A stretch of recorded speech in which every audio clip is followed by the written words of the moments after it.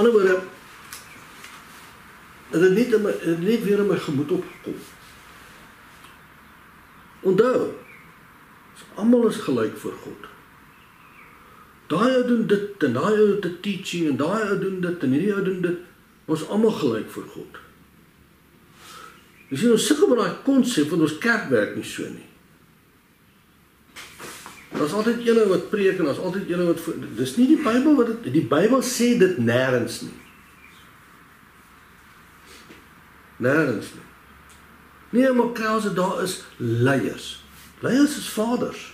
Ja, nee, daar is vaders. Wel, weet jy wat is 'n ware vader?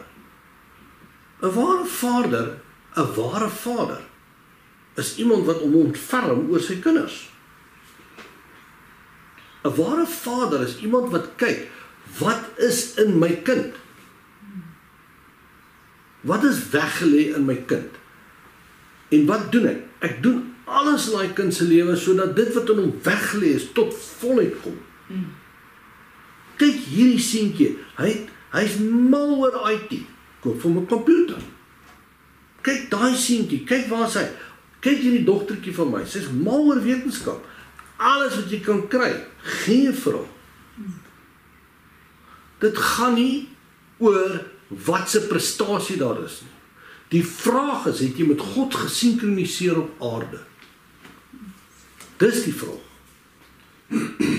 Hoe verre het ek in my lewe die plan wat God vir my lewe het, uitgeleef? Dis waaroor dit gaan. Dit gaan oor jou plan. Nou, ter illustrasie van hoe lyk hierdie plan, of hoe werk die plan, en ek wil nie daarmee sê, wel weet jy wat, ek is nou spot on op my plan, en ek glad nie. Vanmorgen was ek glad nie op my plan nie. Maar ek nou, ja, toe ek nog bezig was te groei in die Here, dat ek een aand hierdie droom gaan, en ek het nie 'n klou gehad wat dit is nie, ek meen, ek het net 'n droom, ek het hierdie droom. Dis twee groot mans wat daar gesit het. Ek verstaan hulle is engele, maar in die droom het twee engele gesit. Maar daai tyd nie verstaan is twee ooms. Hier sit hulle. Hulle sit op stoele. In daai jare was dit echt man, dit was 'n crazy ding onder die vrouens. Hulle het sulke lappe gehad. Die ou tannies wat miskien nog onthou, die meeste van hulle is seker al dood, maar okay. Hy het so 'n groot lap gehad. En dan lyk hy so, hy's met sulke klein gaatjies. Dis nie 'n gewone lap nie. Hy het gaatjies in, dis soos 'n weefstuk. En dan het hulle 'n prentjie op hom geteken. Daar's so 'n swart buitelyne. En almal tik hulle koppe. Okay. En dan sit ja, en dan embroider sy. Ja. Dan 'n wol en dan embroider sy. En die twee, my suster en my ma het mal gegaan oor die goed. Daar was embroideries tot in die toilet. Maar in elk geval, sit hulle twee en nou sit hierdie twee engele, hulle is besig om te embroider. En ek kon nie verstaan nie, maar dit is asof hulle afkyk en dan kyk hulle na die lewe daaronder wat jy leef en dan sit hulle twee steke in. En dan praat hulle weer heel rustig. Hulle kyk hulle weer af en dan sien hulle wat kraus is nou daar, dan sien hulle weer 3 steke in. En ek word wakker, en ek dink, dis crazy hierdie. Nou begin ek met 'n idee in my kop loop. Ek het nie geweet God praat nie. Ek het nie, kan nie my ma toe gaan en vra hoe praat God toe wat ook al nie. Ek het in daai tyd uitgevind. Daai lap moet vol gewerk word. Die prentjie van jou lewe moet in daai lap uit en uit vervat word. Hoekom sê ek dit? Wel, hoekom stuur jy dan nou eens terug? Jesus kan nie wag dat jy in die hemel kom nie, dan stuur jy jou terug. Hoe klink dit vir jou? Dit klink weer. Want jou prentjie is nie voltooi nie. Jy het nie jou lewensverhaal op aarde uitgeleef nie. Is dit nie awesome nie? En wanneer jy dan die dag doodgaan, dan gaan jy dood op daai manier. Vraag is of ons dit opgeneem het, ek weet nie. Het jy dit opgeneem?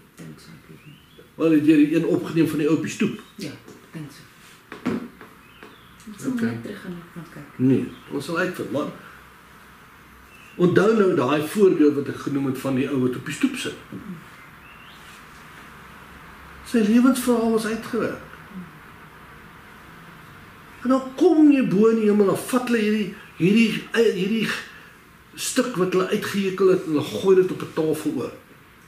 En weet jy wat? Dan is daar 'n stuk plastiek wat die lewe opgeteken is wat jy moes gelewe het. En dan gooi hulle dit oor mekaar. En dit beteken, het jy met God gesinkroniseer? Het jy dit wat op God se hart was vir jou lewe, vir jou boek? Het jy jou boek geleef? Dit is eenvoudig. O, nou gaan ek weer hemel en hel. Ag, asseblief, kry klaar. Wat is jou beloning? Want daar is 'n beloning in die hemel. Duidelik. So, al die dade wat jy gepleeg het, en alles wat jy gedoen het op aarde, en is nie net noodwendige klomp goeie goed wat jy gedoen het nie.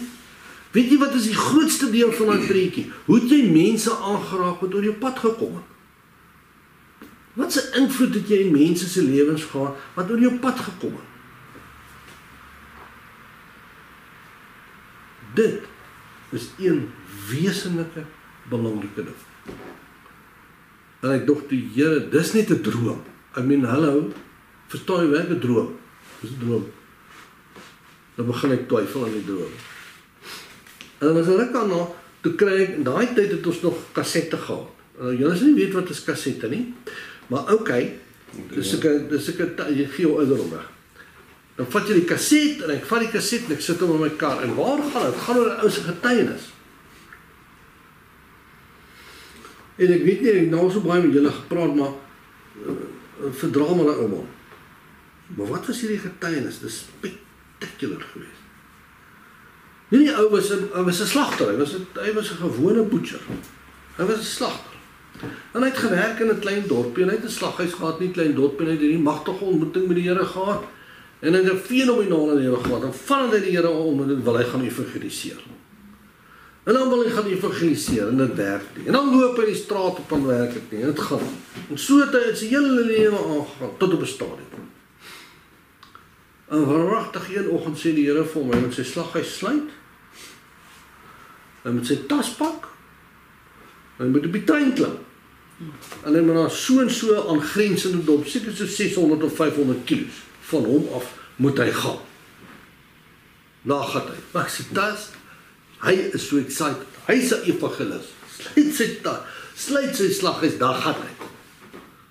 Hy kom daar, en dis 'n klein dorpie. Dis daai Amerikaanse state, jy weet, dis net so 'n stasietjie. En hy stop, en hy klim af, nou wag hy, ek meen, die skares moet hom nou kom ontmoet. Ek meen, hy is nou die evangelis. Hy gaan hulle nou roer. Daar's niemand daar nie. Duidelik voel hy moet hierdie skrifgedeelte preek. Hy staan op die perron, dis hy en die stasiemeester. Hy vat die Bybel, hy slaan die Bybel oop op die skrif, en hy preek 'n magtige preek. En hy preek hulle uit hulle skoene, daar's niemand daar nie. Die stasiemeester check net so. Hy is klaar gepreek. Nou sit hy wag vir die skare nou kom.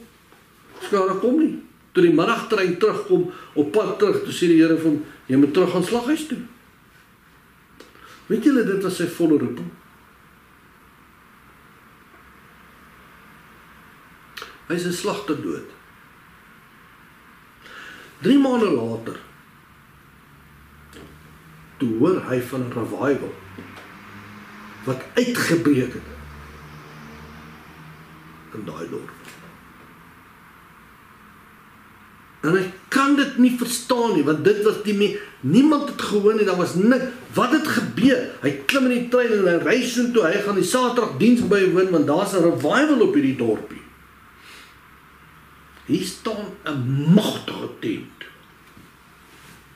Massive. Die mense stroom van heinde en verre. Hy kan nie dit verstaan nie. Hy kan nie verstaan hoe dit so gemis nie. Men, hier is dit nou. Daar klim my ou op die kansel, daar klim hy op die verhoog, en hy begin preek, 'n hond het 'n bos het in middel van sy preek steek vas.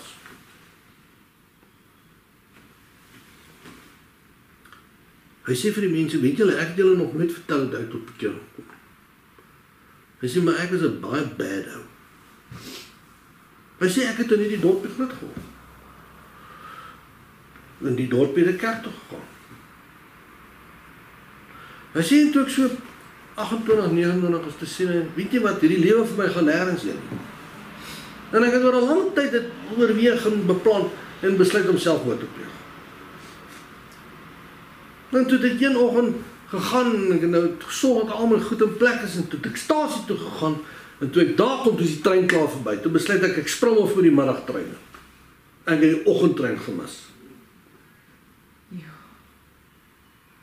En ek klim af en ek gaan sit toe 'n eind van die stasie af agter 'n boom. En hy sê, yes, jy weet, hy moet miskien doodseker maak, want die trein kom nou vanmiddag terug. En hy sê toe, as daar 'n God is, moet iemand nou met hom praat. As daar 'n God in die hemel is, dan wil hy weet, daar's 'n God in die hemel. Hy sê die volgende oomblik, jy begin nou vir my preek.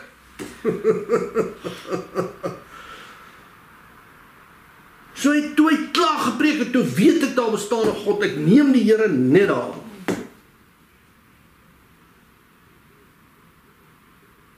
Hy was die ou wat die revival veroorsaak het. Sê vir my, hoe lyk hierdie twee mans? Ek sê vir jou vertel, enige Christen gaan vir jou vertel, daai ou met die tent, hy's los voor op punte. Ek wil jou 'n surprise gee. Elke ou wat die Here aangeneem het deur daai ou, is ook op die rekening van die ou wat die slagter is. Hy was die grootste evangelis wat jy kon kry. Van al die mense wat daai by mekaar gemaak het, skor hy elke keer uit met een. Wat is die motto? Moenie jou vergelyk nie. Ons is almal in God se tuin. Party is blomme wat staan in die son, party is blomme wat net kan kweek onder 'n boom. Party van die goed is seker klein daai goedjies met die dorings. Dat ook. Ja, en party van hulle is reuse bome. Jy word in die hemel beloon. Nie geoordeel hemel en hel as gevolg van wat jy gedoen het nie. Waar staan dit in die skrif? Jy word beloon na mate jy in gehoorsaamheid geloop het met God. Dit is so eenvoudig soos dit. En is daai konsep wat ons moet vasvat. So wat het ons vanmôre eintlik by mekaar gevat? Jy het niks te vrees vir die dood nie. Dood, waar is jou almal? Ja. Ek hoef nie te wag tot in die hemel om ewige lewe te behawe en ek kan nou in die lewe lewe nou. En ek het niks bekommerd te wees om voor sy troon te staan. Ek moet net sorg dat hy doen wat hy sê. So waar gaan dit? Ou Riekert het altyd hier vir my, ou Riekert Botha.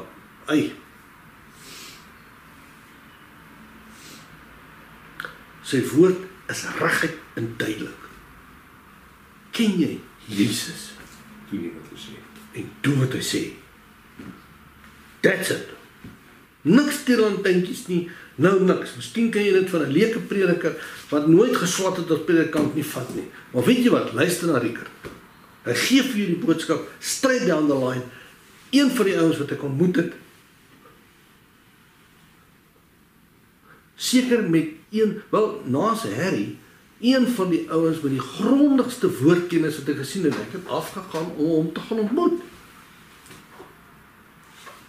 Ken jy Jesus? Doen wat hy sê. So maklik soos dit.